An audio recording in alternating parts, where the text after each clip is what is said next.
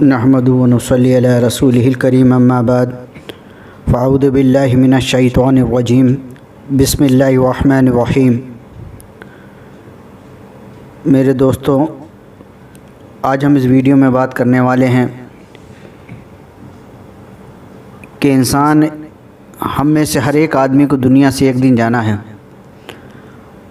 اور ہم سے پچھلے والے بھی اس دنیا سے چلے گئے، اور ایک دن جو چلے گئے ہیں انہیں نے اس گھڑی کا اور اس وقت کا سامنا کر چکے ہیں۔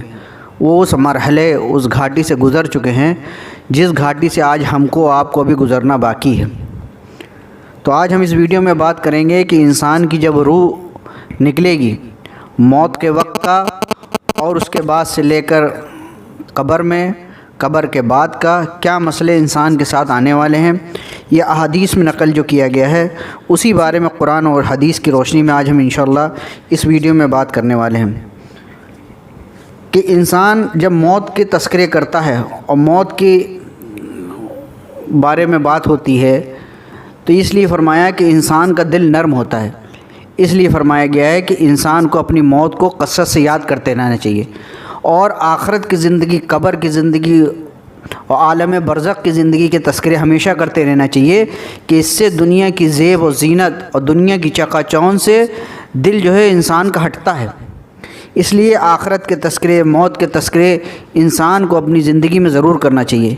ورنہ انسان کا دل سخت ہوتا رہتا ہے، مردہ ہوتا رہتا ہے، اور پھر ایک وقت یہ آتا ہے کہ انسان کے دل میں کوئی حق بات اثر نہیں کرتی۔ ایک عورت آئی اماں عائشہ رضی اللہ تعالیٰ عنہ کے پاس اور آ کے کہتی ہے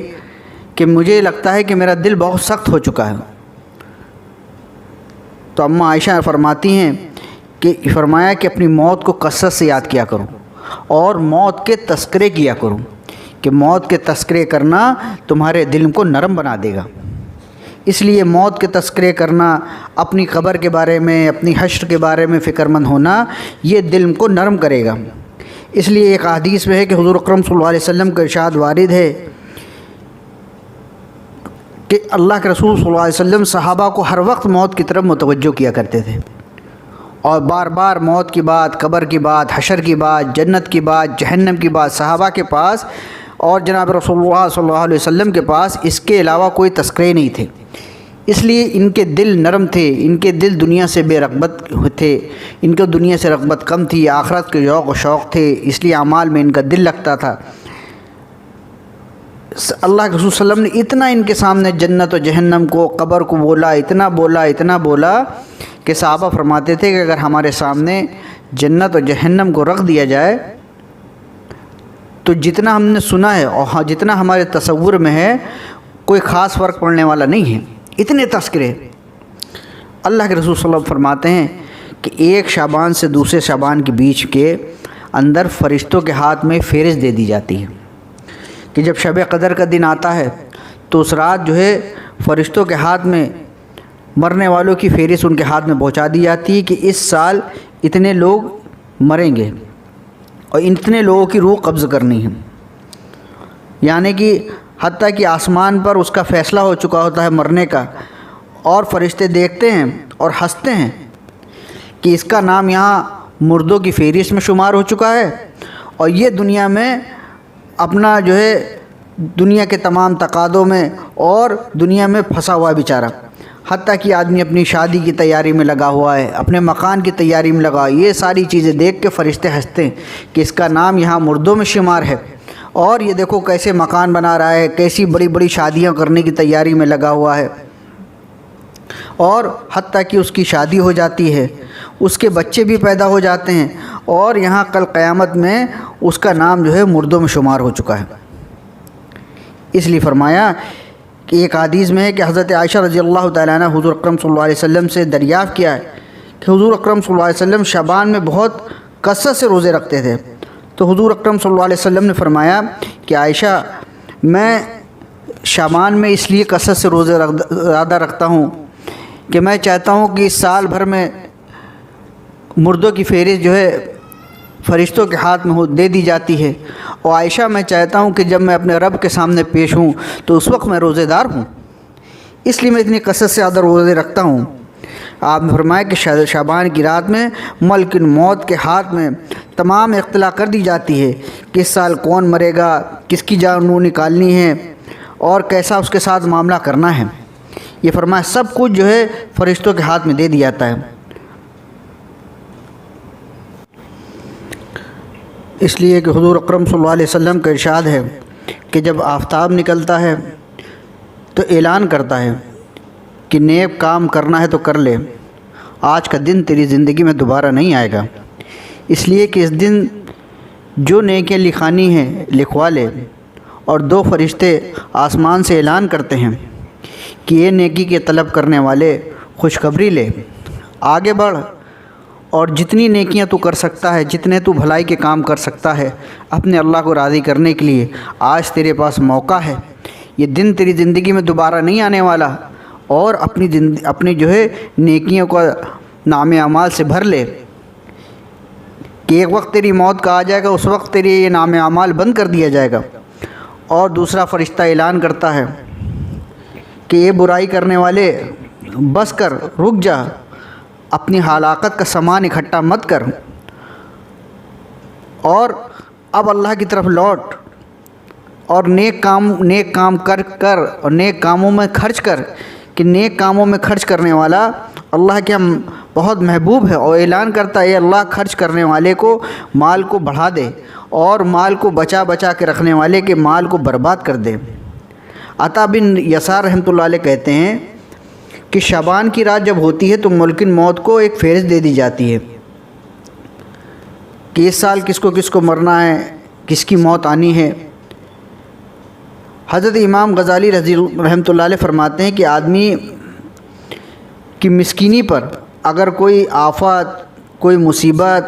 کوئی حادثہ، کوئی رنج، کوئی تکلیف، کوئی مشقت، کوئی خوف کبھی نہ آئے، تب بھی موت کی سختی ایک ایسی سختی ہے کہ اس کے آنے کا اندیشہ ہی انسان کے لیے بہت ہی فکر کی بات ہونی چاہیے، کہ انسان اپنی لگژری لائف میں، اپنی دنیا میں اتنے سارے مرحلوں میں پھنسا ہوا ہے کہ آخرت کی زندگی، قبر کی زندگی، موت کی زندگی کو انسان بھلائے ہوئے۔ اس لیے کہ آپ فرماتے ہیں کہ اگر آدمی موت کی سختی اور قبر کی زندگی کو یاد کر لے تو یہی اس کے لیے بہت ہے۔ حضرت لقمان علیہ السلام اپنے بیٹے سے ارشاد فرماتے ہیں کہ موت ایسی چیز ہے جس کا حال معلوم نہیں کب آ پہنچے، اس لیے کہ پہلے سے تیاری کر لے کہ دفتر نہ جائے، اور جو ہے موت کی تیاری کا وقت ہی نہ ملے انسان کو، کہ انسان آج ہم آپ جتنے مشغولی میں اور جتنے دنیا کی چکا چوند میں پھنسے ہیں، آخرت کی زندگی کی تیاری کا ہم کو وقت ہی نہیں شیطان لینے دیتا، اور یہ بات ہمارے دھیانوں سے، ہمارے ذہنوں سے اوجھل ہو چکی ہے کہ نہ جانے کب موت آ جائے، کب موت کا فرشتہ ہمارے پاس کھڑا ہو جائے۔ اور ہر ایک انسان کے ساتھ، ہم سب انسان ہیں، بشر ہیں، یہی حال ہوتا ہے ہمارے ساتھ کہ ہم انسان اب کریں گے تیاری کرتے کرتے اچانک سے ایک دن موت آ کے انسان کے سر پر کھڑی ہو جاتی ہے، اور ان کو اس وقت نہ توبہ کرنے کی، نہ استغفار کرنے کا اس کو موقع ہی تک نہیں ملتا۔ اصل میں حقیقت یہ ہے کہ موت کی سختی کا حال وہی جانتا ہے جس پر موت یا تو گزر چکی ہے، اور دوسرے لوگ اس کی صرف سختی کا جو اندازہ لگا سکتے ہیں کہ ہاں ہمارے سامنے کوئی آدمی مرا، یا ہمارے سامنے کسی کی جان نکلی، روح نکلی، تو ہم یہ قیاس لگا سکتے ہیں، اندازہ کہ ہاں بھائی اس کی بڑی تکلیف سے جان نکلی، یا بہت آسانی سے لیٹے اور 5 منٹ میں روح نکل گئی، یا آسانی کے ساتھ جان نکل گئی۔ ہم ایک صرف قیاس و اندازہ لگا سکتے ہیں، اصل میں مرنے والا ہی جو ہے اس کی اصل حال کو جانتا ہے کہ کیا تکلیف ہوتی ہے۔ جیسے اگر بدن کے اندر کوئی حصہ آدمی کا ڈیڈ ہو گیا تو اس کو کاٹنے سے کوئی فرق نہیں پڑنے والا باقی اعضاء کو، اسی طرح جب روح نکلتی تو روح بدن کے تمام حصے سے کھینچی جاتی ہے اور نکالی جاتی ہے، اس لیے جو تکلیف ہوگی وہ صرف انسان موت کے وقت ہی اس کا اندازہ لگا سکتا ہے کہ کس حال میں اس کی موت آئی ہے اور کس حال میں اس کی روح کھینچی گئی ہے۔ کیونکہ جب انسان کی روح کھینچی جاتی ہے اس وقت انسان کا بدن اتنا قوی نہیں ہوتا اور نہ ہی اتنی طاقت ہوتی ہے۔ ہاں چونکہ روح پورے بدن سے کھینچی جاتی ہے تو ایک آواز سی جو ہے ضرور انسان کے اندر پیدا ہوتی ہے، ورنہ کہ جتنی تکلیف ہوتی ہے کہ اس کی کئی روایت ہیں کہ نیک لوگوں کی جب روح نکالی جائے گی تو ایسے کہ جیسے آٹے میں سے بال نکالا گیا، اور فاسق و فاجر آدمی کی جب روح نکالی جاتی ہے، جس کے بارے میں فرمایا کہ ایک سوتی کپڑا لیں اور اس کو کانٹے دار جھاڑیاں اس میں لپیٹ دی جائیں، اور اس کانٹے دار جھاڑی کو اس جو ہے سوتی کپڑے سے جدا کیا جائے، اتنی تکلیف جو اس وقت موت کی ہوتی ہے کہ فرمایا کہ اگر اس وقت جو ہے مردے کے ہاتھ میں تلوار دے دی جائے اور اس کے جو رشتہ دار اگل بغل کھڑے ہیں اس کے لیے دعائیں کر رہے ہیں اور اس کے لیے رو رہے ہیں، آنسو بہا رہے ہیں، تو فرمایا کہ موت کی سختی کی وجہ سے یہ گردنیں تلوار چلا کے سب کی گردنیں مار دے۔ کہ اللہ تعالی ہماری اور آپ کی بار جو ہے اس موت کی سختی سے حفاظت فرمائے۔ کہ اماں عائشہ رضی اللہ عنہ فرماتی ہیں کہ اللہ کے رسول صلی اللہ علیہ وسلم ہمیشہ جو ہے قبر کے عذاب سے اور موت کی سختی سے پناہ مانگا کرتے تھے، حالانکہ آپ بخش بخشائے تھے، معصوم تھے، اس کے بعد بھی اپنی آپ ہر دعاؤں میں کثرت سے اپنی امت کے لیے موت کی سختی کے لیے، اللہ میری امت پر موت کی سختی کو آسان فرما دے، میری امت پر موت کی سختی کو آسان فرما دے، قبر کا مرحلہ آسان فرما دے۔ اس لیے فرمایا کہ احادیث میں ہے کہ اللہ کے رسول صلی اللہ علیہ وسلم نے فرمایا کہ مجھے اس بات کا خوف ہے کہ ایسا نہ ہو کہ تم قبر کے عذاب کو سن لو اور اپنے مردوں کو کہیں دفن کرنا چھوڑ نہ دو، ورنہ میں اللہ رب العزت سے دعا فرماتا کہ اللہ میری امت کے اوپر قبر کے عذاب کو سنوا دیجئے، کہ مجھے اس بات کا خوف ہے کہیں ایسا نہ ہو کہ قبر کے عذاب کو سننے کے بعد تو اپنے مردوں کو دفنانا ہی نہ چھوڑ دو۔ کہتے ہیں کہ بنی اسرائیل کے عابدوں کی ایک جماعت قبرستان پہنچی، اور قبرستان پہنچنے کے بعد اس جماعت نے آپس میں مشورہ کیا کہ حق تعالیٰ شانہ سے ہم لوگ سب مل کے دعا کریں کہ اللہ تعالیٰ کہ تو ان مردوں میں سے کسی ایک مردے کو زندہ کرے اور جس سے ہم پوچھیں کہ کیا کارگزاری گزری۔ تو ان کی دعا کو اللہ رب العزت نے سن لیا اور ایک مردہ قبر سے نکلا اور وہ کہتا ہے کہ مجھ سے کیا تقاضا ہے، تمہارا کیا حاجت ہے، اور جس کے پیشانی پر جو ہے نماز کے نشان بھی تھے، اور وہ کہتا ہے کہ میں 50 سال ہو گئے مجھے مرے ہوئے، اور 50 سال کے بعد بھی آج میرے بدن میں سے موت کی تکلیف گئی نہیں ہے، آج بھی موت کی اپنی سختی کو برداشت کرتا ہوں۔ اللہ کے رسول صلی اللہ علیہ وسلم ارشاد فرماتے ہیں، اللہ تو روح کو پٹھوں سے، ہڈیوں سے اور انگلیوں سے نکالتا ہے، اے اللہ مجھ پر موت کی سختی کو آسان فرما دے۔ حضرت حسن رضی اللہ تعالیٰ عنہ فرماتے ہیں کہ حضور اکرم صلی اللہ علیہ وسلم ایک مرتبہ موت کی سختی کو اتنا ذکر فرمایا، ارشاد فرمانے لگے کہ موت کے وقت اتنی تکلیف ہوتی ہے کہ جتنا 300 مرتبہ تلوار سے کٹنے کے بعد بھی انسان کو تکلیف نہیں ہوتی۔ حضرت عائشہ رضی اللہ تعالیٰ عنہ فرماتی ہیں کہ جب حضور اکرم صلی اللہ علیہ وسلم کا وصال ہونے لگا اور ایسی شخصیت کا وصال ہونے لگا کہ جن کے بارے میں فرشتے ملکین موت پوچھ کے کمرے میں داخل ہوئی کہ اللہ نے فرمایا تھا کہ اندر اجازت لیے بغیر مت جائیے گا، اور یہ اختیار دیا اللہ کے رسول صلی اللہ علیہ وسلم کے پاس کہ جب آپ اجازت لے کے اندر داخل ہوئے اللہ کے رسول صلی اللہ علیہ وسلم کے پاس تو آپ نے سلام کیا اور آپ نے فرمایا، اے اللہ کے رسول صلی اللہ علیہ وسلم آج پہلی مرتبہ ایسا ہے کہ میں نے کسی ہستی کو سلام کیا ہے، نہ اس سے پہلے کبھی کیا ہے، نہ آج کے بعد کبھی کسی کو سلام کرنے والا ہوں، اور اللہ تعالیٰ آپ کی منشا جاننا چاہتے ہیں۔ اللہ نے مجھ کو یہ کہہ کر بھیجا ہے کہ آنا چاہے تو لے آنا اور رہنا چاہے تو چھوڑ کے آ جانا۔ خیر وہ لمبا واقعہ، ادھر ہم نہیں جائیں گے۔ اماں عائشہ فرماتی ہیں کہ اس وقت اللہ کے رسول صلی اللہ علیہ وسلم کے پاس ایک پیالہ رکھا تھا، آپ بار بار اپنا ہاتھ جو ہے اس پیالے کے اندر ڈالتے اور اپنے ہاتھ مبارک کو جو ہے بھگونے کے بعد اپنے چہرے پر ملتے اور بار بار یہ الفاظ کہتے، اے اللہ موت کی سختی کو مجھ پر آسان کر دے، اے اللہ موت کی سختی کو میرے اوپر آسان کر دے، اے اللہ موت کی نزا کی سختی پر اے اللہ میری مدد فرما۔ حضرت عمر رضی اللہ تعالیٰ عنہ حضرت قعب رضی اللہ تعالیٰ عنہ سے دریافت کیا کہ اے قعب موت کی کیفیت بیان کر۔ انہوں نے فرمایا، اے عامل المومنین، کہ جس طرح کانٹے دار ٹہنی کو آدمی کے اندر داخل کر دیا جائے ایک کانٹے دار ٹہنی لی جائے اور آدمی کے اندر ڈال دیا جائے، اس کے بعد اس کو زور سے کھینچا جائے، اور جس طرح بدن کے تمام اعضاء لپٹ کر اس ٹہنی کے ساتھ باہر نکال آتے ہیں، اسی طرح جان نکالتے وقت اور جب بدن سے روح نکلتی ہے تو اتنی ہی تکلیف امیر المومنین اس وقت بندے کو ہوتی ہے۔ ایک حدیث میں کہ حق تعالی شانہ جب اپنے کسی بندے سے خوش ہوتے ہیں اور جب اس سے محبت فرماتے ہیں تو ملک الموت سے کہتے ہیں کہ جاؤ فلاں بندے کی روح لے کر آؤ، میں اس کو راحت پہنچاؤں گا، میں اس کا امتحان لے چکا ہوں، میں جیسا چاہتا تھا میرے بندے نے ویسی زندگی گزاری اور مجھے اب خوش کر دیا ہے۔ حضرت تمیم داری رضی اللہ تعالیٰ عنہ کہتے ہیں کہ حق تعالی شانہ ملک الموت سے فرماتے ہیں کہ میرا فلاں ولی کے پاس چلے جاؤ اور اس کی روح لے کر آؤ، میں نے اس کا خوشی میں غم میں دونوں میں امتحان لے رکھا ہے، اور میرا بندہ اور میری بندی خوشی میں بھی اور غم میں بھی ہر حال میں اس نے میری اطاعت کی، میری اتباع کی، اور اس نے مجھے اپنی زندگی میں راضی کرنے کے لیے ہر وہ عمل کیا اور ہر آنے والی تکلیف کو برداشت کیا، جس سے آج میں خوش ہوں اور میں اس کا امتحان لے چکا ہوں۔ وہ ویسے ہی نکلا جیسا میں چاہتا تھا، اس کو لے آؤ تاکہ دنیا کی مشقتوں سے اب میں اسے راحت دے سکوں، اور اب اس کو دنیا کے اندر کی جو تمام تکلیفیں اب تک اس کے نصیب میں نے لکھی تھیں اور اس نے ہنستے کھیلتے ان تمام تکلیفوں کو برداشت کیا،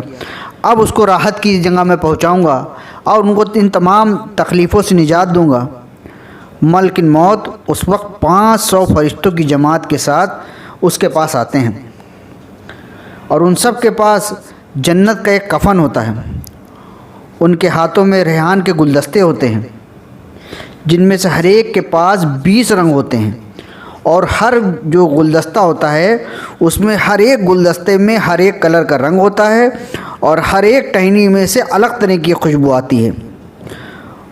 اور ان کے ہاتھ میں ایک سفید ریشمی رومال ہوتا ہے جو نہایت ہی جنت کی خوشبو سے آراستہ ہوتا ہے، اس میں سے جنت کی خوشبو آ رہی ہوتی ہے۔ ملک الموت اس کے سرہانے بیٹھ جاتے ہیں اور فرشتے اس کے چاروں طرف سے اس کو گھیر لیتے ہیں، اور اس کے تمام جتنے بھی اعضاء جوارے ہیں، ہاتھ ہے، پیر ہے، سینہ ہے، سر ہے، اس کا پیٹ ہے، چاروں طرف سے اس کے ہاتھ اس کو جو ہے گھیر لیتے ہیں، اور اس کے جو ہے ہر اعضاء کے اوپر اپنا ہاتھ پھیرتے ہیں، اور مشک والا رومال اس کی ٹھڈی کے نیچے لگا دیا جاتا ہے، اور جس سے جنت کی کئی طرح کی خوشبوئیں آنا اس کے جو ہے محسوس کرتا ہے، وہ نئی نئی طرح کی خوشبوؤں سے اس کو بہلایا جاتا ہے، نئی نئی چیزیں اس کو دکھائی جاتی ہیں۔ جیسے ایک بچہ رونے لگتا ہے تو اس کی ماں اس کو، اس کے گھر والے کس طرح اس کو اس وقت بہلاتے ہیں کہ نہیں اس وقت کی پریشان ہے، اس کو بہلانے کی کوشش کی جاتی ہے، یہ دکھایا جاتا ہے، نئے نئے سامان دیے جاتے ہیں۔ اسی طرح ملک الموت اور فرشتے اس کو بہلاتے ہیں، اس کے سامنے جو ہے اس کا ڈر دور کرنے کے لیے، اس کا خوف دور کرنے کے لیے کبھی اس کے سامنے جنت کی کھڑکی کھول دی جاتی ہے، کبھی وہاں کے پھل اس کے سامنے کیے جاتے ہیں، کبھی وہاں کا اس کو عمدہ عمدہ لباس پیش کیا جاتا ہے، غرض مختلف چیزوں سے اس کے سامنے کی جاتی ہیں تاکہ اس کی روح کو آسانی سے نکالا جائے، اور جنت کی حوریں اس کے سامنے لائی جاتی ہیں، اس کی حوریں اس کو دیکھتے ہی کودنے لگتی ہیں، ہاں تاکہ جو ہے اس کا ذہن وہاں سے ہٹے، اور اس کی حوروں کو دیکھ کر، ان سارے منظروں کو دیکھ کر اس کی جو روح، جو مومن بندہ ہے اس کی روح اس کے بدن میں پھڑپھڑانے لگتی ہے، کہ مطلب اب اس کا خوف ختم۔ جب تک آدمی دنیا میں زندہ ہے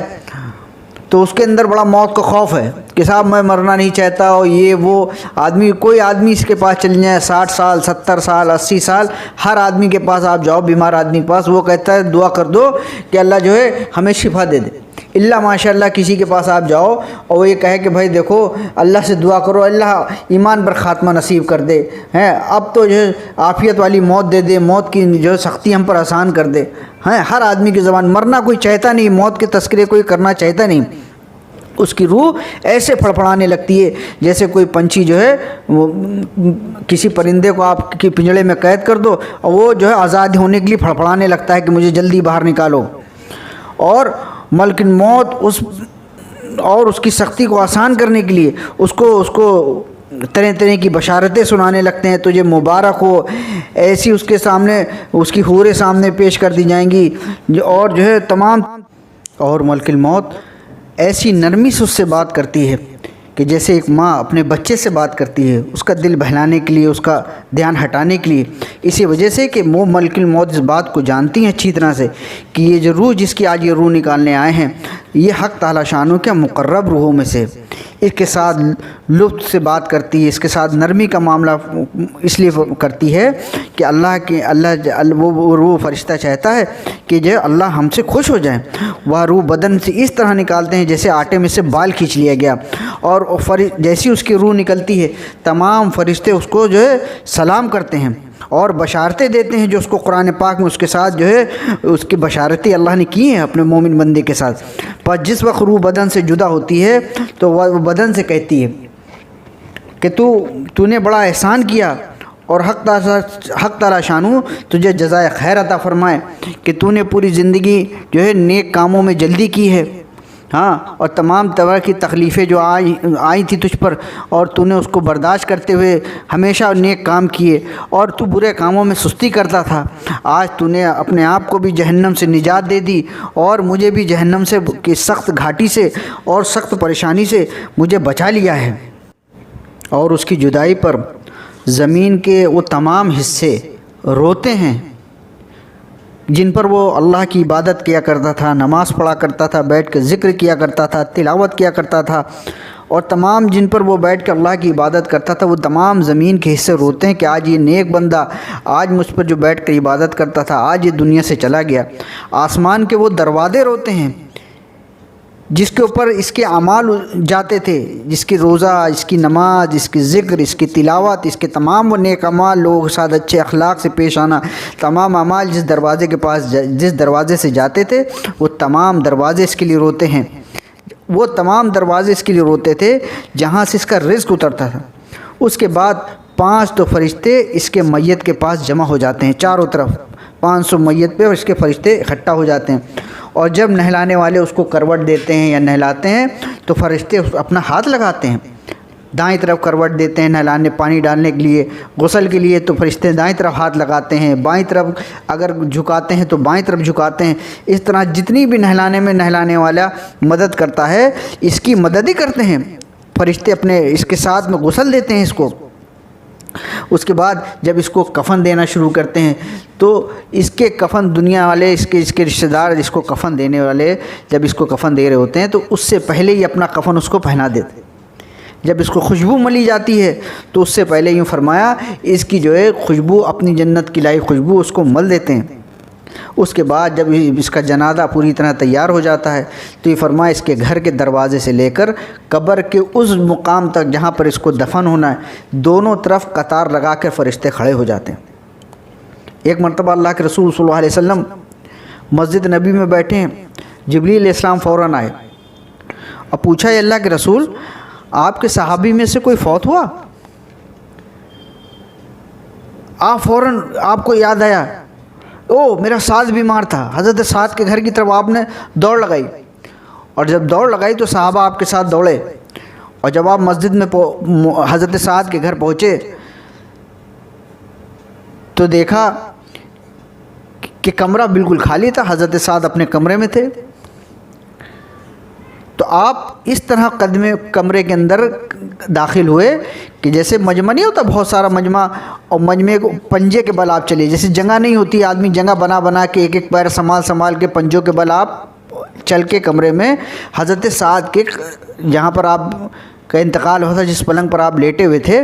آپ وہاں پہنچے۔ صحابہ بڑے حیران کہ کمرے میں کوئی نہیں ہے اور اللہ کے رسول اس طرح چل رہے ہیں۔ صحابہ نے بعد میں دریافت کیا، اللہ کے رسول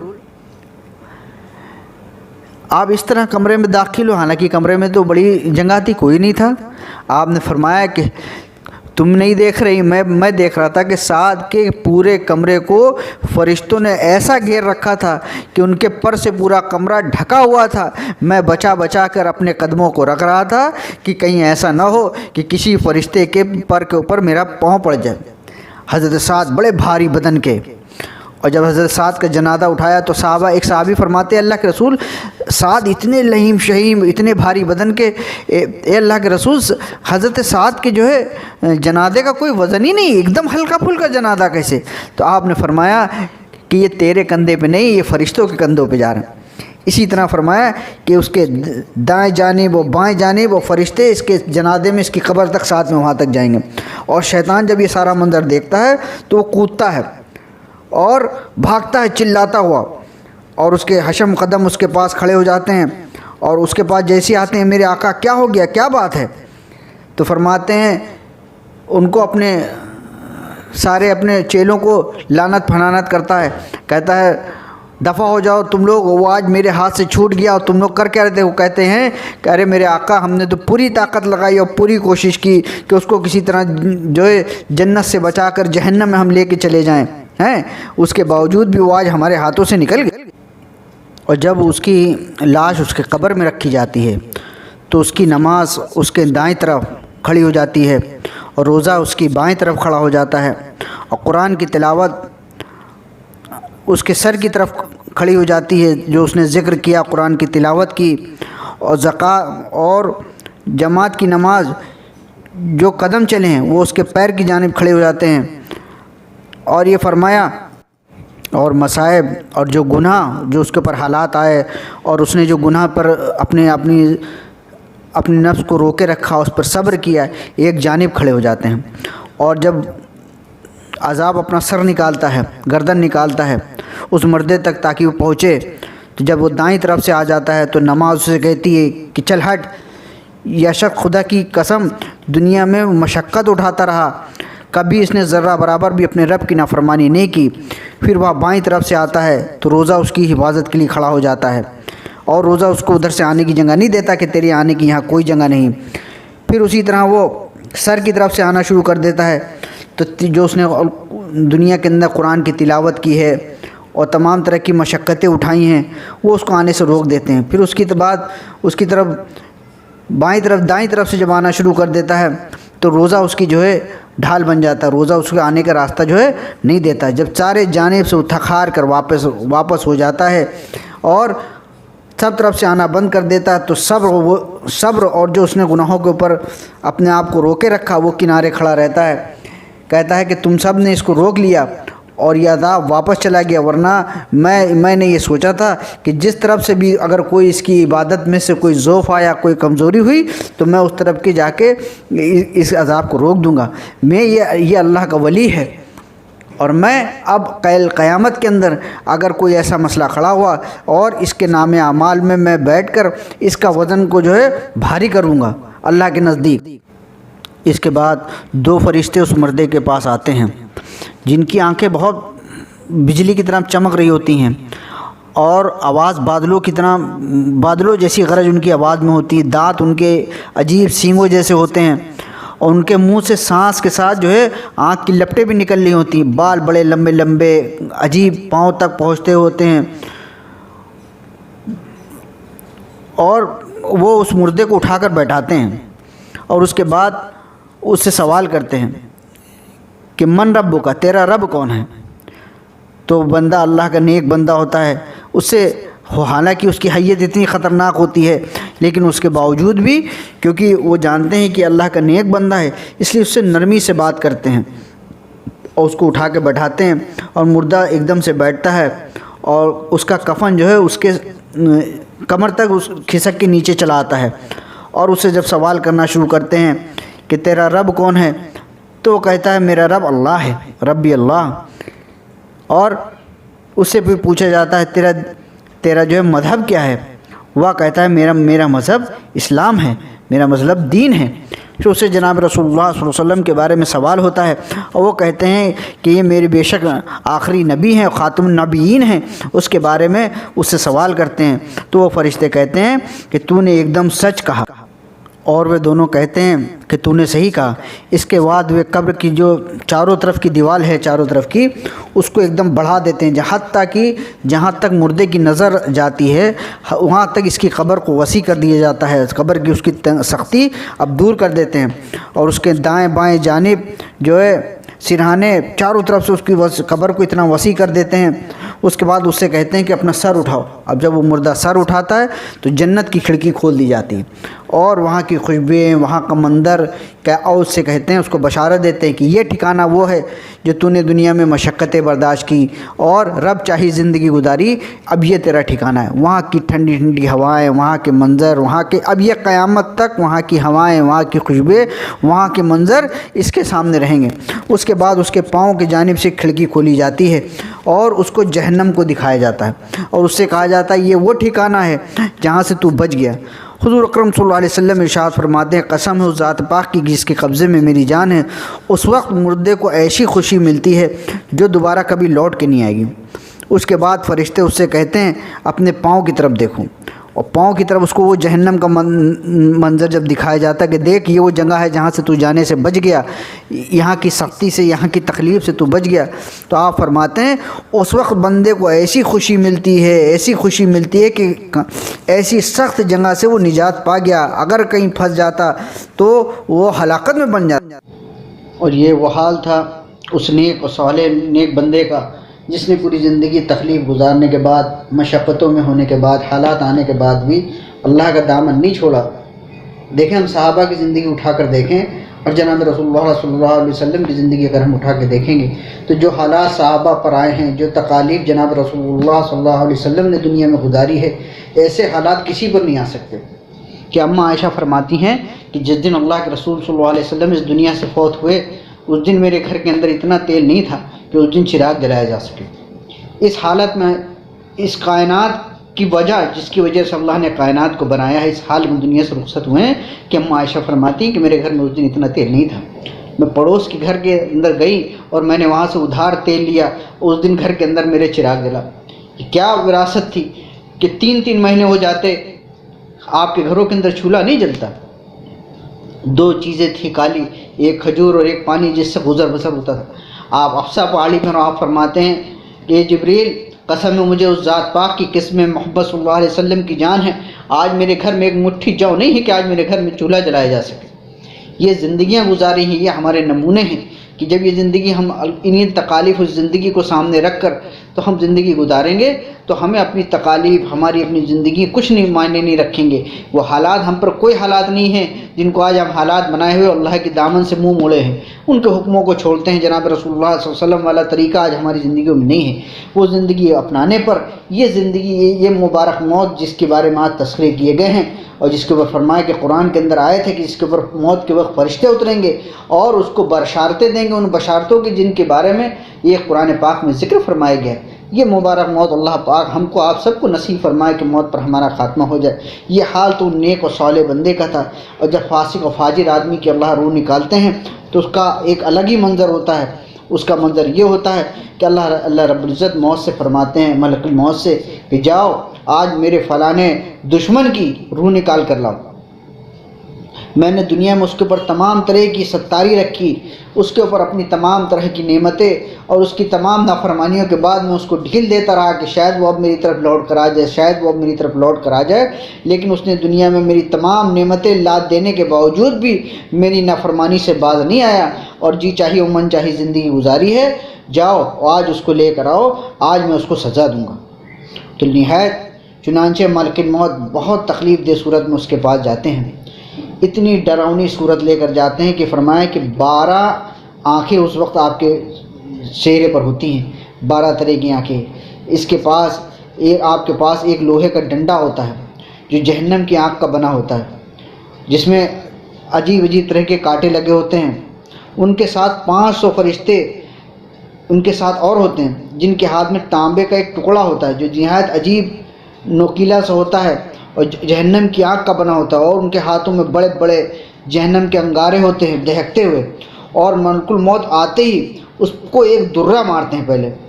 और जिसमें अजीब तरह के कांटे लगे होते हैं। और वो दुर्रा मारते ही उसके जो रग रग में वो कांटे घुस जाते हैं। फिर उसको खींचते हैं, उस दुर्रे को उससे खींचा जाता है, जैसे बताया नहीं कि ऐसे कि जैसे बदन के अंदर कांटेदार झाड़ी घुसेड़ दी जाए, वो दुर्रा उसके बाद उसके बदन से खींचा जाता है, जिससे वह मुर्दा गश खाने लगता है। उसकी वजह से उसकी रूह पाँव से उंगलियों में आ जाती है پھر اس کے بعد اس کو روک دیا جاتا ہے ایڑی میں، پھر اس کے بعد اس کی پٹائی کرنا شروع کر دیتے ہیں، پھر ایڑی میں اس کی آ کے روح ایڑی سے نکال لیتے ہیں، پھر اس کے بعد گھٹنوں میں آ کے روک دیتے ہیں، پھر وہاں سے نکالنے کے بعد اس کی روح کو آ کے پیٹ میں روک دیا جاتا ہے، پھر گویا دھیرے دھیرے دھیرے کر کے اس کی روح اس لیے نکالی جاتی ہے کہ روح نکلے دیر تک اور اس کو موت کی سختی زیادہ معلوم ہو اور اس کو زیادہ سے زیادہ تکلیف پہنچا۔ اس کے بعد اس کے پیٹ میں روک دی جاتی ہے، پھر اس کے بعد اس کے سینے پر آ کے روک دی جاتی ہے، تاکہ اس لیے اس کو آہستہ آہستہ روح اس لیے نکالتے ہیں اس کو تکلیف زیادہ ہو اور ہر طرح اس کو اتنی مطلب تکلیف پہنچے جس کو موت قیامت تک برداشت کرے، ایسی سختی ملتی ہے۔ اس کے بعد اس کو کہا جاتا ہے، اس کی روح نکالنے کے بعد اس کو جہنم کی طرف لے چلو، اور اس کو جہنم کی طرف لے جاتے ہیں، اور پھر جب اس کی روح اس کے بدن سے جدا ہوتی ہے، اس کی روح نکال لی جاتی ہے، تو اس کی روح اپنے بدن کو لعنت ملامت کرتی ہے اور کہتی ہے کہ تو نے مجھے جو ہے پھنسا دیا، اور اللہ تجھے اس کا جو ہے برا بدل دے کہ تو نے پوری زندگی مجھے نافرمانی میں چلایا، اپنی نفس کے خاطر چلایا، اور ہمیشہ تو نے جو ہے گناہ کرنے میں جلدی کی ہے اور نیک کام کرنے میں تو ہمیشہ سستی کرتا تھا، اور مجھے ہمیشہ جو ہے برائی کی طرف لے کے گیا، اور اللہ تعالیٰ اس کے تجھے بدلہ دے کہ دنیا پر جس حصوں پر وہ گناہ کیا کرتا تھا، اللہ کی نافرمانی کر کے زندگی گزاری اس نے، زمین کے تمام وہ حصے اس کے اوپر لعنت و ملامت کرتے ہیں کہ اچھا وہ یہ چلا گیا، اس نے پوری زندگی یہاں پر بیٹھ کر میری چھاتی پر گناہ کیے، یہ کیا وہ کیا، زمین کے تمام حصے اس کے اوپر لعنت و ملامت کرتے ہیں، اور جو شیطان کا جو لشکر ہوتا ہے وہ دوڑتے ہوئے اپنے جو ہے آقا اور سردار کے پاس پہنچتے ہیں اور اس کو خوشخبریاں دیتے ہیں کہ میرے آقا میرے سردار، آج فلانے آدمی کو ہم لوگوں نے جہنم تک پہنچا دیا۔ وہ بڑا خوش کہ ہاں تم نے بڑا اچھا کام کیا۔ پھر جب وہ قبر میں رکھا جاتا ہے تو زمین اس پر تنگ ہو جاتی ہے، ہاں، اور زمین کہتی ہے کہ جتنے لوگ میری پیٹھ پر چلتے تھے سب سے زیادہ مجھے بغض تجھی سے تھا کہ آج تو میرے حوالے ہوا ہے، اور آج تو میرا سلوک دیکھے گا کہ آج میں تیرے ساتھ کیسا سلوک کرتی ہوں۔ اور جب اس کو جو ہے قبر کے اندر رکھا جاتا ہے تو اس کی جو فرمایا کہ اس کے بعد فرشتے آتے ہیں جن کی حیت ابھی پچھلے واقعے میں ہم نے بیان کی کہ اس طرح کی حیت میں فرشتے اس کے پر آتے ہیں، اس سے سوال کرنا شروع کرتے ہیں کہ بتا تیرا رب کون ہے، تیرا دین کیا ہے۔ جناب رسول اللہ صلی اللہ علیہ وسلم کے بارے میں اس سے سوال کیا جاتا ہے،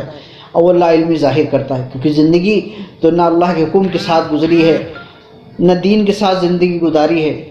نہ جناب رسول اللہ صلی اللہ علیہ وسلم والی زندگی ہمارے پاس موجود تھی۔ وہاں تو زبان نہیں چلے گی، وہاں تو عمل چلے گا کہ اگر پوری زندگی اللہ کے حکموں کے ساتھ گزاری ہے، توحید کے ساتھ گزاری ہے، شرک نہیں کیا، بدعت نہیں کی، اللہ کی ذات میں کسی کو شریک نہیں کیا، تب تو یہ بتائے گا میرا رب کون ہے۔ کہ نہیں، پوری زندگی مال پہ یقین، اسباب پہ یقین، چیزوں پہ یقین کے ساتھ زندگی گزری ہے کہ مال نہیں ہوگا تو کیسے گاڑی چلے گی، ہاں، اسباب نہیں ہوں گے، بغیر دوائی کے کیسے ٹھیک ہو جائے گا صاحب، نہیں، وہاں تو اندر پہ یقین بولے گا۔ یہ یقین بنانے کے لیے دنیا کے اندر اللہ نے بھیجا ہے، ہاں، اپنی اطاعت کے لیے دنیا میں بھیجا گیا کہ جیسی زندگی گزاری ہے قبر کے اندر جو ہے ویسی ہی زبان چلے گی۔ یہ نہیں کہ صاحب دنیا میں ہم کلمہ پڑھ لیا، کوئی بھی سنے ہم سے کلمہ ہم سنا دیتے، نہیں، وہاں تو عمل کی بنیاد پر زبان چلے گی۔ زندگی اللہ کے حکموں کے خلاف گزری، دین ہماری زندگی میں تھا ہی نہیں، نماز روزہ تسبیح تلاوت کو صرف ہم نے دین سمجھا،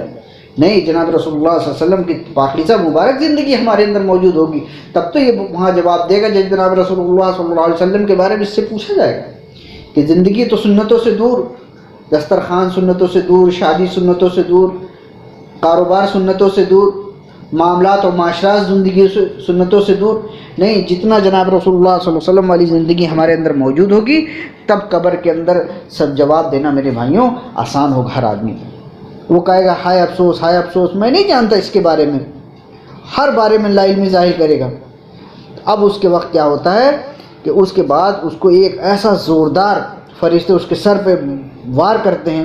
کہ جس سے پوری قبر کے اندر چنگاری بھر جاتی ہے۔ اس کے بعد اس کی قبر کے اندر جو ہے سانپ مسلط کر دیے جاتے ہیں، جو سانپ، ایک سانپ جو ہے اس کو سر کی جانب سے، اور ایک سانپ جو ہے اتنا بڑا اژدہا اس کی قبر کے اندر مسلط کیا جائے گا کہ یہ فرمایا اتنا زہریلا ہوتا ہے کہ اگر وہ ایک بار زمین پر پھنکار مار دے تو مطلب عرصوں برسوں تک اس زمین پہ ایک جو ہے دانہ تک نہ ہوگی، اتنا زہریلا وہ سانپ ہوگا، اور اس کو ڈسنا شروع کر دیتا ہے عصر کی نماز قضا کرنے کی، فجر کی قضا کرنے کی وجہ سے ظہر تک، ظہر کی نماز قضا کرنے کی وجہ سے عصر تک، اور عصر کی نماز قضا کر دینے کی وجہ سے مغرب تک، اور مغرب کی نماز قضا کر دینے کی عشاء تک، گویا اور عشاء کی نماز قضا کرنے کی وجہ سے فجر تک ڈستا رہے گا، گویا قیامت تک اس کے ساتھ یہی منظر جاری رہے گا۔ ایک روایت میں اور ہے کہ ایک سانپ اس کو سر سے اور ایک پاؤں کی طرف سے ایسے کھانا اور چبانا شروع کریں گے کہ دونوں سانپ آ کر آپس میں ایک دوسرے سے مل جائیں گے، اور قبر چاروں طرف سے اس کو ایسا بھیجنا شروع کری کہ جس کے بارے میں اللہ کے رسول صلی اللہ علیہ وسلم نے اپنے ہاتھ مبارک کو دونوں انگلیاں ایک دوسرے میں ڈال کے صحابہ کے ساتھ مخاطب ہو کر سمجھایا، دونوں انگلیاں آپس میں ایک دوسرے ہاتھ میں ڈالی، اور یہ فرمایا قبر انسان کو ایسے دبائے گی جیسے انسان کی دونوں ایسے مل جائیں گی پسلیاں، جیسے یہ میری دونوں ہاتھ کی انگلیاں ایک دوسرے سے مل گئی، اتنا اس کو دبائے گی، قبر اس کے اوپر اتنی تنگ کر دی جائے گی کہ اب اس کے لیے قبر جو ہے بہت مصیبت بن جائے گی۔ حضور اکرم صلی اللہ علیہ وسلم فرماتے ہیں، اس ذات کی قسم جس کے قبضے میں میری جان ہے، فرمایا کہ اس وقت جو اس کے اوپر رنج ہوگا، غم ہوگا، یہ فرمایا ایسا رنج غم زندگی میں نہ کبھی اس کے پاس آیا تھا، اور نہ ہی کبھی اس سے بڑا صدمہ اور اس کے اوپر کوئی جو ہے غم اس کے پاس دوبارہ یہ آئے گا، اور اس کے فرق فرمایا کہ اس کے سامنے جہنم کا دروازہ کھول دیا جاتا ہے، اور یہ فرمایا اس کے اوپر وہاں کی گرم گرم ہوائیں، وہاں کا عذاب، وہاں دیکھ کر اس کو جو ہے فرمایا کہ اب قیامت تک اس کو وہاں کی گرمی، وہاں کا سب کچھ، اور 77 دروازے اس کے اوپر کھول دیے جائیں گے، اور جہاں کی گرمی، وہاں کی سختی، وہاں کا ماحول اس کو قیامت تک برداشت کرنا پڑے گا۔ اس لیے ہمارے دوستوں، ہمیں آپ کو مرنا ہے ایک دن، اور ہم میں سے ہر ایک آدمی کو اس قبر کی گھاٹی سے ہو کے گزرنا ہے، موت کی سختی سے ہو کر گزرنا ہے۔ اس لیے علماء لکھتے ہیں کہ اگر انسان کو قبر کی سختی، میدان محشر، یہ سارے مسئلے تو بات کے ہیں، یہ فرمایا موت کی سختی اتنی بڑی سختی ہے کہ انسان اگر اس کو برداشت کر لے جائے، اگر وہ گھاٹی انسان کی آسان ہو جائے، تو قبر کی منزل تو باقی ساری منزلیں آسان ہونا شروع ہو جائیں گی، کہ ملکن موت اپنے آپ میں ہی ایک بہت بڑا مرحلہ ہے۔ ایک مرتبہ حضرت ابراہیم علیہ السلام نے حضرت اسرائیل علیہ السلام سے کہا کہ آپ جب روح نکالتے ہیں فاسق و فاجر آدمی کی یا نیک بندوں کی، تو کیا آپ کی حیت ہوتی ہے، کس حال میں ان کی روح نکالتے ہیں؟ میں ایک بار آپ سے دیکھنا چاہتا ہوں کہ آپ جب کسی نیک بندے کی روح نکالیں گے تو کس طرح معاملہ ہوگا، اور جب کسی فاجر آدمی کی آپ روح نکالنے جاتے ہیں تو اس وقت کیا معاملہ ہوگا۔ تو حضرت اسرائیل علیہ السلام نے فرمایا کہ ابراہیم علیہ السلام سے کہ آپ تحمل نہیں فرما پائیں گے اس شکل کے، تو آپ نے بار بار اصرار کیا، تو حضرت اسرائیل علیہ السلام نے کہا کہ ٹھیک ہے، آپ اپنا منہ جو ہے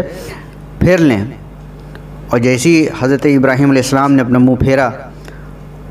تو وہ آپ فاسق و فاجر آدمی کی جس حال میں روح نکالتے ہیں، آپ نے اپنی حیت کو بدلا، اور حضرت ابراہیم علیہ السلام سے کہا اب آپ مڑ کر دیکھیں۔ تو جب حضرت ابراہیم علیہ السلام نے مڑ کر دیکھا تو ایک عجیب کالا، عجیب ڈراؤنی شکل کا ایک دیو جیسا ایک آدمی، کالا لباس پہنا ہوا، لمبے لمبے بال پیروں تک، اور اس کے منہ اور ناک سے آگ نکل رہی ہے، نہایت بدبودار کالا لباس پہنے ہوا آدمی۔ اتنی آپ نبی ہیں، نبیوں کو 100 آدمی کے بقدر طاقت ہوتی ہے، فرمایا ابراہیم علیہ السلام ان کی یہ حیت کو برداشت نہیں کر پائے اور گش کھا کر گر پڑے۔ جب تھوڑی دیر بعد آپ کو ہوش آیا تو اسرائیل علیہ السلام اپنی پہلی جیسی حیت میں آ چکے تھے، اور فرمایا آپ جب اٹھے تو آپ نے فرماتے ہیں کہ اگر انسان کے لیے موت کے وقت کوئی اور مسئلہ نہ ہو، اور صرف یہ فرمایا کہ اسرائیل علیہ السلام آپ کی اس حیت کو دیکھنا ہی اس کے لیے سمجھ لیے سب سے بڑا ایک عذاب ہے، کہ ہر آدمی برداشت نہیں کر سکتا آپ کی اس حیت کو۔ پھر آپ نے فرمایا کہ جب آپ اپنے نیک بندوں اور مومن بندوں کی روح نکالنے جاتے ہیں تو اس وقت کیا معاملہ ہوتا ہے۔ تو ابراہیم علیہ السلام نقل فرماتے ہیں کہ جب اسرائیل علیہ السلام نے اپنی وہ حیت دکھائی تو ایک نوجوان خوبصورت سا اور نہایت عمدہ اور سفید لباس پہنے ہوئے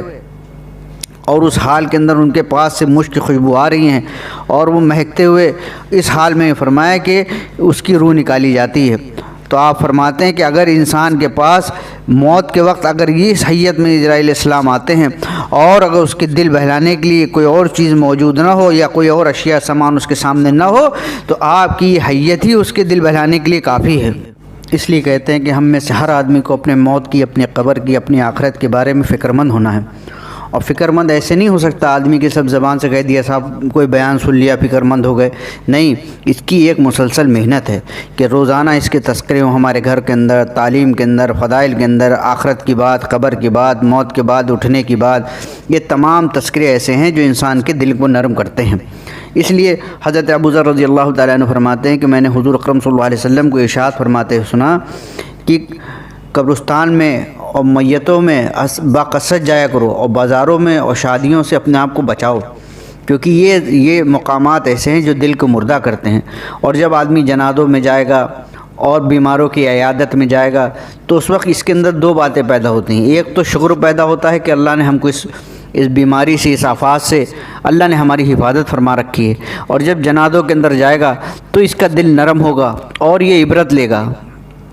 اس لیے کہ اب ہمارے دل نرم ہونا شروع ہو جائیں گے اور تمام چیزیں۔ اس لیے اب تو اللہ معاف فرمائے کہ حال ہمارا یہ ہے کہ قبرستان میں، جنازوں میں بھی آپ جائیں گے تو وہاں بھی آدمی اپنی آخرت کو، موت کو یاد نہیں کر رہا ہوتا، بلکہ قبرستان کے اندر کھڑا ہوا جتنی دیر میں مٹی دفنائی جا رہی ہے، مردے کو قبر کے اندر رکھا جا رہا ہے، وہاں بھی لوگ دنیاوی باتیں کنارے کھڑے ہوتے کرتے مل جائیں گے آپ کو۔ یہ عبرت کے مقامات تھے کہ ہم اپنی موت کو یاد کرتے کہ نہیں، اس کا وقت پورا ہو گیا اور یہ آج اپنے گڑھے میں چلا گیا۔ اسی طرح ایک دن ہم کو بھی لوگ نہلا دھلا کے لے کر آئیں گے اور چھوڑ کر اور یہاں چلے جائیں گے۔ اس لیے ایک مرتبہ ایک بزرگ کے پاس ایک جنازہ نکلا اور دیکھا کہ لوگ اس کے اوپر رنج کر رہے ہیں، گرم کر رہے ہیں، تو وہ فرمانے لگے کہ بھائی دیکھو، یہ اس کے اوپر رنج و غم کرنے سے کوئی فائدہ نہیں، بلکہ تمہیں رنج و غم تو اپنے اوپر کرو، اس سے تمہیں زیادہ مفید ہو، یہ تمہارے لیے زیادہ مفید ہے کہ تم اس کے لیے بیچارے کے لیے غم زیدہ ہو۔ وہ تو اپنی زندگی جی کے چلا گیا اور سارے مرحلے پار کر گیا۔ فرمانے لگے کہ یہ 3 آفتیں ایسی تھیں جس کو یہ جھیل چکا ہے۔ ایک پہلی آفت کیا تھی؟ آئندہ اس کو ملک الموت دیکھنے کا خوف اب اس کے اندر نہیں پیدا ہوگا، کہ یہ جو گھاٹی تھی کہ ملک الموت کس حال کے اندر آئیں گے، اس کے پاس کس حیت میں آئیں گے، کیسے روح نکالیں گے، کس طرح روح نکلے گی، تڑپ کے نکلے گی کہ آسانی کے ساتھ نکلے گی۔ فرمایا کہ اب اس کے اندر دوبارہ ملک الموت کو دیکھنے کا جو ہے خوف ختم ہو گیا۔ دوسری بات یہ ہے کہ موت کی سختی جھیلنے کی اب اس کو دوبارہ نوبت نہیں آئے گی، کیونکہ یہ نوبت ایسی ہے کہ یہ آدمی، ہر ایک آدمی کو جھیلنا ہے، وہ گھاٹی سے بھی یہ پار ہو چکا ہے۔ پھر تیسرا ہے اس کے اندر سے برے خاتمے کا خوف ختم ہو گیا کہ نہ جانے کس حال میں موت آئے۔ اب اس لیے کہ تم سارے کے سارے مل کر اپنی موت کی فکر کرو کہ ہماری کس حال میں موت آئے گی، نہ جانے اسرائیل علیہ السلام ہمارے پاس کس حالت میں آئے، کس سختی کے ساتھ ہماری جان نکلے نہ نکلے۔ اس لیے ہمیں اپنی فکر میں زیادہ لگ جانا ہے کہ ہماری کس حال میں موت آئے گی۔ اسی لیے کہتے ہیں کہ جو آدمی اپنی موت کو کثرت سے یاد کرتا ہے اور ہر وقت اس کے تذکرے کرتا ہے، ہر وقت اس کی کوشش و فکروں میں لگا رہتا ہے، اس کا 3 چیزوں میں اکرام کیا جاتا ہے۔ ایک تو اس کو توبہ جلدی نصیب ہوتی ہے کہ اگر کوئی اس سے گناہ سرزد ہو جائے یا کوئی ایسا بڑا اللہ کی نافرمانی ہو جائے یا کوئی ایسا بڑا عمل چھوٹ جائے تو وہ مومن بندہ ہے تو اس کے اندر بے چینی پیدا ہوگی، تو اب اس کے اندر فرمایا کہ اللہ اس کو ایسی توفیق عطا فرما دیتے ہیں کہ وہ توبہ کیے بغیر اس کو سکون نہیں ملے گا کہ یار مجھ سے یہ آج عمل چھوٹ گیا یا مجھ سے یہ گناہ ہو گیا۔ تو فرمایا کہ اس کو پہلی نعمت یہ دیتے ہیں کہ اس کو توبہ جلدی نصیب کرتے ہیں۔ دوسرا ہے کہ اس کو مال میں قناعت میسر فرماتے ہیں کہ اللہ اس کو جتنی بھی مقدر کی روزی دیتے ہیں اس کے اندر اس کو صبر ہوتا ہے، اس کے اندر آگے اس کو مال کو بڑھانے کی اور اس چیزوں کی اس کے اندر چاہت اور للک نہیں بنتی، بلکہ اس کو جو بھی اللہ روزی دے دیتے ہیں اس کے اندر اس کو قناعت جو ہے میسر عطا فرما دیتے ہیں۔ تیسرا ہے کہ اس کو عبادت میں نشاط اور دل بستگی پیدا کر دیتے ہیں، یعنی اس کو عبادت کی توفیق جلدی عطا فرما دیتے ہیں اور اس کو عبادت کے اندر دل لگتا ہے، نماز پڑھنے میں اچھا لگے گا، روزہ رکھنے میں اچھا لگے گا، تلاوت کرنے میں سکون محسوس ہوگا، ذکر کرنے میں ایک عجیب سا قلبی سکون محسوس ہوگا۔ اور فرمایا کہ جو شخص موت کو غفلت رکھتا ہے، اپنی موت کو یاد نہیں رکھتا اور بلکہ اس کو موت کے تذکرے تک اچھے نہیں لگتے، اللہ اسے 3 ایسے جو ہے چیزوں میں ملوث کر دیتے ہیں۔ پہلا، اس سے گناہ کی توبہ میں تاخیر ہو جاتی ہے کہ اگر اس سے کوئی گناہ ہو گیا، چاہے چھوٹا ہو چاہے بڑا گناہ ہو، اول تو اس گناہ کو وہ گناہ سمجھے گا ہی نہیں۔ اگر گناہ کو گناہ سمجھنے لگے گا تو اس کو توبہ کرے گا، دوبارہ اس سے بچنے کی کوشش کرے گا۔ اور اگر اللہ ماشاء اللہ اگر اس کو احساس بھی ہو گیا کہ ہاں مجھ سے غلطی ہو گئی یا یہ مجھ سے گناہ ہو گیا، تو فرمایا اس وقت بھی اس کو توبہ کی تاخیر کرتا رہے گا، اس کو توبہ کی جلدی توفیق نہیں ملے گی۔ پھر دوسرا ہے، آمدنی پر راضی نہیں ہوگا۔ جو اس کو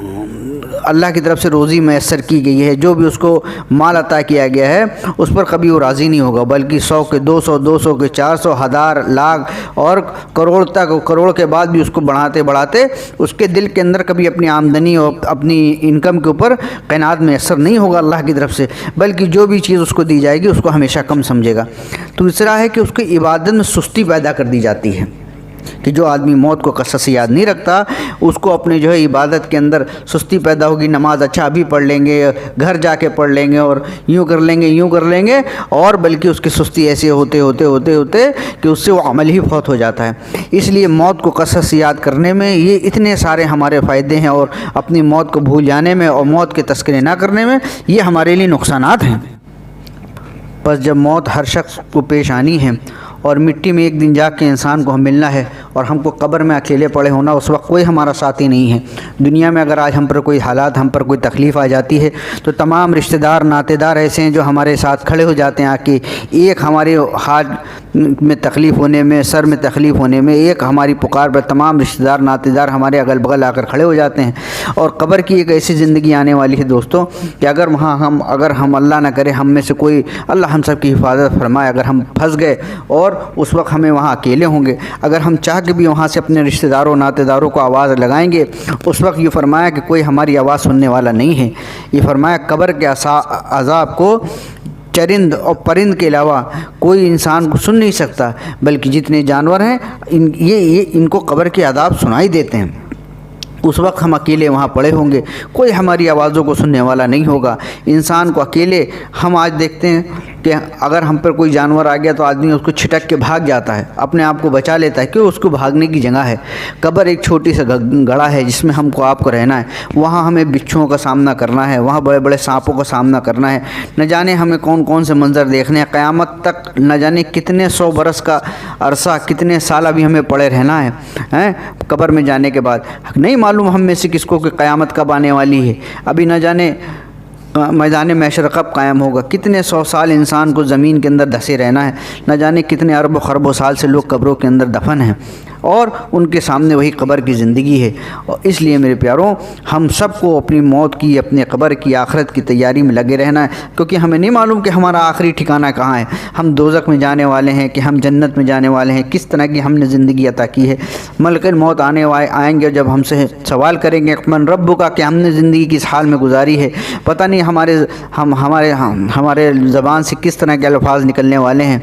یہ جو فرمائے اتنے بڑے بڑے لوگ، حضرت عمر رضی اللہ تعالیٰ عنہ کے بارے میں آتا ہے کہ اللہ کے رسول صلی اللہ علیہ وسلم فرماتے تھے کہ اگر میرے بعد کوئی نبی ہوتا تو عمر ہوتے، اگر نبوت کا دروازہ بند نہ ہوتا تو وہ عمر ایک ایسی شخصیت تھی جس کو اللہ نبی بناتے، جن کے بارے میں آیا کہ اگر یہ 10 سال تقریباً اور زندہ رہتے۔ ایک انگریز نے اپنی کتاب میں لکھا ہے تو یہ فرماتے تھے، وہ انگریز نے لکھا کہ پوری دنیا میں اسلام پھیل جاتا۔ ایسی شخصیت کے بارے میں حضرت علی رضی اللہ تعالیٰ عنہ فرماتے ہیں کہ میں نے کئی مرتبہ اللہ کے رسول صلی اللہ علیہ وسلم سے سنا کہ میں ابو بکر گئے، میں ابو بکر عمر آئے، میں ابو بکر عمر گئے، ہمیشہ ابو بکر کے ساتھ عمر کا نام آپ نے لیا۔ لیکن وہ حضرت عمر کا حال کیا ہے کہ جب آخری وقت ہے، اپنے بیٹے کی جو ہے ران کے اوپر سر رکھ کے لیٹے ہیں اور اپنے بیٹے سے کہتے ہیں کہ بیٹا میرا سر جو ہے اپنی ران سے نیچے اتار دے، تو وہ سمجھتے ہیں کہ تھوڑا نیچے کھسکانے کے لیے کہہ رہے ہیں، تو آپ فرماتے ہیں کہ تو نے سنا نہیں کہ میں کیا کہتا ہوں، میرا سر زمین میں ڈال دے۔ آپ نے ان کا سر زمین میں ڈالا اور آپ پلٹے اور ناک اپنی جو ہے اور منہ پورا زمین پہ مٹی پہ رگڑنے لگے اور رگڑتے ہیں بار بار اپنی ناک زمین پہ رگڑ رہے ہیں اور بار بار یہ کہنا عمر اگر تیرے رب نے تجھے معاف نہ کیا تو ہلاک ہو جائے گا، اے عمر اگر تیرے رب نے مجھے معاف نہ کیا تو ہلاک ہو جائے گا۔ یہ تو حال ہے ایسے لوگوں کا کہ جن کے بارے میں آیا ہے کہ ان کے لیے جنت طے تھی، ان کی جو ہے ان کو تو دنیا میں جنتوں کی بشارت تھی، لیکن یہ موت کے اتنے ڈرنے والے کہ مرتے وقت یہ کہہ رہے ہیں کہ اے عمر اگر تیرے رب نے تجھے معاف نہ کیا تو ہلاک ہو جائے گا۔ ان کے اندر تو موت کا اتنا خوف، اتنا ڈر، یہ فرمایا اور آج ہمارے جیسے نہ ہماری زندگی کے اندر کوئی اعمال ہے، نہ کوئی زندگی ہے، نہ ہمارے اندر کوئی نیک عمل ہے، نہ ہمارے اندر خدا کا خوف ہے، نہ جناب رسول اللہ صلی اللہ علیہ وسلم والی زندگی ہمارے آپ کے پاس موجود ہے۔ 24 گھنٹے گناہوں میں اور فحش کے کاموں میں، اور یہود و نصارہ کی زندگی آج ہمارے گھروں کے اندر، ہماری شادیوں کے اندر، ہمارے کاروباروں کے اندر، ہمارے لباس کے اندر 24 گھنٹے اللہ کی نافرمانی کے ساتھ زندگی گزرنے والی، اور اس کے بعد بے شرمی کا حال ہمارا یہ ہے کہ اللہ بڑا غفور و رحیم ہے۔ بے شک اللہ بڑا غفور و رحیم ہے، لیکن میرے پیاروں کہ اللہ کا کوئی ضابطہ ہے، کوئی قانون ہے۔ اگر جنت اتنی ہی سستی ہوتی کہ گناہ کرتے جاؤ کرتے جاؤ کرتے جاؤ، اللہ غفور و رحیم ہے تو یہ فرمایا کہ صحابہ نے بلا وجہ ہم دین یہاں تک پہنچانے کے لیے اتنا خون بہایا، پیٹوں پر پتھر باندھے۔ جناب رسول اللہ صلی اللہ علیہ وسلم کے گھروں میں 3 مہینے گزر گئے، آپ کے گھروں کے اندر چولہے نہیں جلے، آپ کے نمازوں کو یہ فرمایا شہید کر دیا گیا، آل رسول کا خون زمینوں پر بہا۔ اگر جنت اتنی سستی تھی تو اتنی مشقتیں، اتنی پریشانی بلا وجہ صحابہ نے اٹھائی نہیں؟ کل اللہ کے یہاں قانون بھی تو ہے، کل اس قانون کے ساتھ کہ آپ فرماتے ہیں کہ یہ کیسے فیصلے کر دیے تم نے کہ کل قیامت کے اندر اللہ نافرمان کو، فرما بردار کو کل ایک سب میں کھڑا کر دیں گے۔ کل وہاں قیامت میں آواز لگی وَامْتَازُوا الْأَيُّهَا الْمُجْرِمُونَ کہ آج مجرمین جو ہیں وہ فرما برداروں سے الگ ہو جائیں، آج صفیں الگ لگیں گی۔ ایک آدمی ایسا جس نے پوری زندگی اللہ کی فرما برداری کے ساتھ گزاری ہے، اور ایک میری بندی ایسی ہے جس کا سر کے ناخن، پیر کے ناخن سے لے کے سر کا بال تک آج تک کسی نے نہیں دیکھا، اور ایک بازاروں میں گھومنے والی، کل ہم قیامت میں دونوں کو ایک سب میں کھڑا کر دیں گے۔ ایک آدمی جس نے اپنی تمام حاجتوں، اپنی تمام تقاضوں کو اور اپنی تمام حاجتوں کو اپنے سینوں میں دفنا دیا، اور ایک آدمی جی چاہی من چاہی زندگی گزارتا ہوا میرے سامنے آیا، کل ہم دونوں کو کل قیامت کے اندر ایک سب میں کھڑا کر دیں گے۔ یہ کیسے فیصلے کر دیے تم نے؟ نہیں میرے پیاروں، ہمیں تو اللہ کے حکموں کے ساتھ زندگی گزارنی ہے، اور جناب رسول اللہ صلی اللہ علیہ وسلم والی زندگی گزارنی ہے۔ یہ طریقہ آپ کو محبوب ہے، اس طریقے کے ساتھ جو زندگی گزار کے جائے گا، اس کے لیے اللہ موت کی سختی کو بھی آسان فرما دیں گے، اس کی قبر کی زندگی کو بھی آسان فرما دیں گے۔ ہاں، اس لیے ہمیں اپنے گھروں کے اندر فضائل کی تعلیم، موت کے تذکرے، یہ سب اپنے گھروں کے اندر زندہ کرنا ہے۔ ایک ایسا ماحول، دینی معاشرہ ماحول اپنے گھروں کے اندر قائم کرنا ہے، اور اپنے آپ کو غیروں کے طریقے سے بچانا ہے کہ یہ جتنی زندگی ہماری بچی ہے اب تک، ہم بقیہ زندگی سے توبہ کریں۔ اللہ ایسا معاف کرنے والا ہے کہ اللہ ایسی جگہ سے جب آدمی بندہ توبہ کرے گا تو اللہ ایسی طرح سے اس کی زندگی پہ گاٹھ لگائیں گے، بیچ سے توڑ کے اس کے گناہوں کو، کہ فرمایا کہ وہ گاٹھ دکھے گی ہی نہیں کہ کب اس نے کہاں سے توبہ کی، کیسی زندگی معاف کی۔ اللہ تو ایسا معاف کرنے والا ہے۔ اس لیے اپنی زندگی، پچھلی زندگی جو اب تک ہم نے گزاری ہے، اس سے ہمیں توبہ کرنا ہے، استغفار کرنا ہے۔ اللہ بڑا معاف کرنے والا ہے۔ ایک فاحشہ عورت نے صرف کتے کو پانی پلا دیا تو اللہ کو اس کا یہ عمل پسند آیا، اللہ نے اس کے جنت کے فیصلے کر دیے۔ لیکن یہ تو اللہ کی شان میں ہے کہ اللہ اگر کسی کو معاف کر دے تو اللہ کی شان ہے، ہاں، ورنہ اللہ کے ایک ضابطہ ہے، ایک قانون ہے، جنت و جہنم اس لیے تیار کر دی گئی۔ آپ فرماتے ہیں کہ یہ تمام احکامات بتا دیے گئے ہیں، زندگی گزارنے کا طریقہ اللہ کے رسول صلی اللہ علیہ وسلم عملی طور پر زندگی بتا کر گئے ہیں۔ اس لیے ہم اپنے گھروں کے اندر سنتوں کو آراستہ کریں کہ فرمایا کہ اللہ کے قرب کا ذریعہ جناب رسول اللہ صلی اللہ علیہ وسلم والے طریقوں کے ساتھ ہو کے گزرتا ہے۔ جتنا اللہ کے رسول صلی اللہ علیہ وسلم کا طریقہ ہماری زندگی کے اندر آئے گا اور اللہ کے احکامات ہماری زندگیوں کے اندر اور ہمارے گھروں کے اندر زندہ ہوتے جائیں گے، اتنا ہی ہم اللہ کے قریب ہوتے چلے جائیں گے، اور جتنا یہ بندی اللہ کے قریب ہوتا چلا جائے گا، اللہ اس کی دعاؤں میں تاثیر پیدا کریں گے، اس کے مسائلوں کو حل کریں گے، گھروں کے اندر سکون ہوگا۔ اس لیے کہتے ہیں کہ ہمارے آج گھروں کے اندر بے سکونیاں، بے چینیاں اسی لیے ہیں کہ آج ہمارے گھروں کے اندر شیطان زیادہ ہیں اور بلکہ فرشتوں کے نزول کم ہے۔ اس لیے فرشتوں والا ماحول اپنے گھروں کے اندر قائم کرنا ہے۔ جب فرمایا جس کے گھر کے اندر فضائل کی تعلیم ہوگی، صحابہ کے واقعات پڑھے جائیں گے، صحابیات کے واقعے تذکرے پڑھے جائیں گے، اس گھر کے اندر فرشتوں کا نزول ہوتا ہے۔ اب اس گھر سے شیاطین نکل جاتے ہیں، تو جب شیاطین نہیں ہے تو آپس کے جھگڑے ختم، آپس کی ناتفاقیاں، دل پھٹے، وہ سب ختم۔ یہ ساری چیزیں پیدا ہوں گی کہ جب ہم اپنے گھروں کے اندر فضائل کی تعلیم کو شروع کریں گے اور اپنے گھروں کے اندر ایک دینی معاشرہ ماحول قائم کریں گے۔ اس لیے ہم سب کو فکر مند ہو جانا ہے اپنی آخرت کے لیے۔ موت ہمارے سر پہ کھڑی ہے، کب ہمارا دامن پکڑ لے اور کب آ کے ہمارے سامنے کھڑے ہو جائے ہمیں نہیں معلوم۔ اس لیے جب ہمیں معلوم نہیں کہ ہمارا وقت کب ہے، شیطان ہمیں بہکائے ہوئے، ہمیں دنیا کے چکر میں لگائے ہوئے، اور ملک الموت کب آ کے ہمارے کندھے پر ہاتھ رکھ دے گی اور کہیں گے چلو تمہارا وقت قریب ہو چکا۔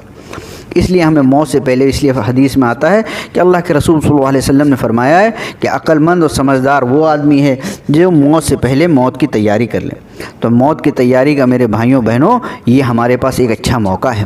کہ موت کی تیاری ہے کہ ہم اپنے آپ کو سب سے پہلے گناہوں سے بچائیں۔ یہ فرمایا کہ جب پانی کا لیکیج بند ہو جائے گا تو ٹنکی بھر جائے گی، نہیں پہلے ہم لیکیج بند کرنے کو تیار نہیں۔ سے ہم نماز، شیطان کیا کہ نماز پڑھ لو، روزہ رکھ لو، یہ کر لو، وہ کر لو، باقی زندگی چاہے جیسی گزارو۔ ہاں